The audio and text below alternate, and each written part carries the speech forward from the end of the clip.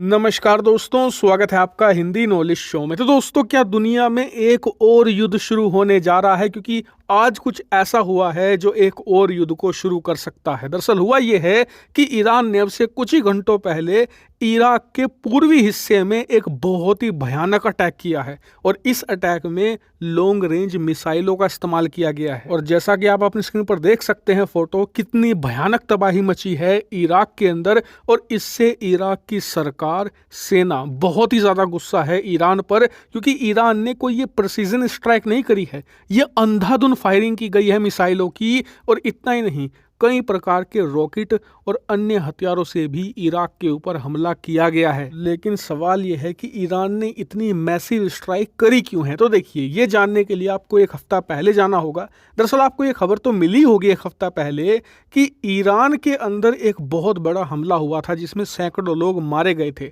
और ये हमला हुआ था ईरान के एक बहुत ही बड़े कमांडर जनरल सुलेमानी की कब्र पर। और जो लोग नहीं जानते उन्हें थोड़ा सा आइडिया दे दूं कि जनरल सुलेमानी था कौन। तो देखिए, डोनाल्ड ट्रंप के कार्यकाल के अंदर अमेरिकी सरकार ने इराक के अंदर इस व्यक्ति को मरवा दिया था जिसका नाम जनरल सुलेमानी था। और ये उस वक्त ईरान का दूसरा सबसे ताकतवर नेता था। यहाँ तक कि जो ईरान का राष्ट्रपति था, इसकी ताकत उससे भी ज्यादा थी। क्यों? क्योंकि ये ईरान की जो सबसे ताकतवर फोर्स है, यानी कि रेवोल्यूशनरी गार्ड्स, उन्हें कंट्रोल करता था। और साथ ही जितने भी ईरान ने प्रॉक्सी युद्ध स्टार्ट करके रखे हुए हैं, चाहे वो यमन के अंदर हो, सीरिया के अंदर हो, इराक के अंदर हो, लेबनान के अंदर हो, या फिर गाजा में हमास या हिजबुल्ला हो, ये इन सब का लीडर था। इन सब का एक तरीके से जन्मदाता आप इसे कह सकते हैं। इससे आप अंदाजा लगाइए कि ये मिडिल ईस्ट का one of the most powerful आदमी था। और इसी वजह से अमेरिका इसके शिकार पर था। और डोनाल्ड ट्रंप के कार्यकाल में अमेरिका को पता चला कि ये सुलेमानी जो है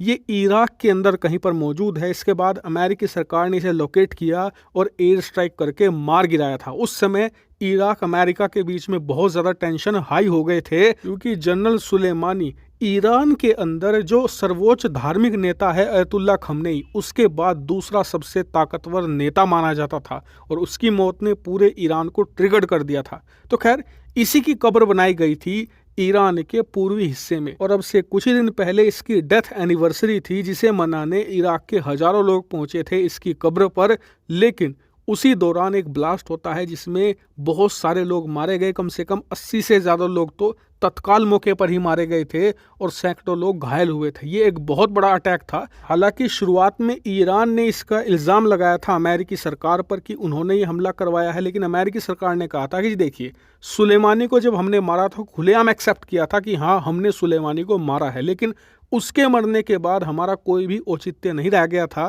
क्योंकि उसके किसी भी फैमिली मेंबर से हमें कोई भी खतरा नहीं है। ऐसे में हमारा हाथ इसमें 1% भी नहीं है। उसके बाद ईरान को पता चला कि इसमें ISIS का हाथ है। और बाद में जो ये इस्लामिक स्टेट है, इसने एक्सेप्ट भी कर लिया था कि जी हाँ, हमने ही ये हमला करवाया है। और तभी से ईरान ने कहा था कि वो इसका बदला लेगा। लेकिन इनके हाथ इस्लामिक स्टेट के कोई बड़े आदमी नहीं लगे, तो इन्होंने अपने देश की जनता का गुस्सा शांत करने के लिए इराक में अंधाधुंध मिसाइलें दागनी शुरू कर दी और ये कहा कि देखिए, हमने इराक के कमांडरों के घर तबाह कर दिए। अब इन्होंने इराक के अंदर IS के कमांडरों के घर तबाह किए हैं या फिर आम लोगों के घर तबाह किए हैं, ये तो राम जाने। लेकिन इस बात से पूरा इराक ट्रिगर्ड हो गया है कि ऐसे ही कैसे कोई दूसरा देश हमारे ऊपर मिसाइलें कैसे दाग सकता है, हमें इसका जवाब देना चाहिए। और इराक के कई इलाकों में प्रदर्शन भी इसको लेकर हो रहे हैं। वहीं इराकी सरकार ये कह रही है कि अगर आपको हमारे देश में किसी IS कमांडर के होने का पता चला था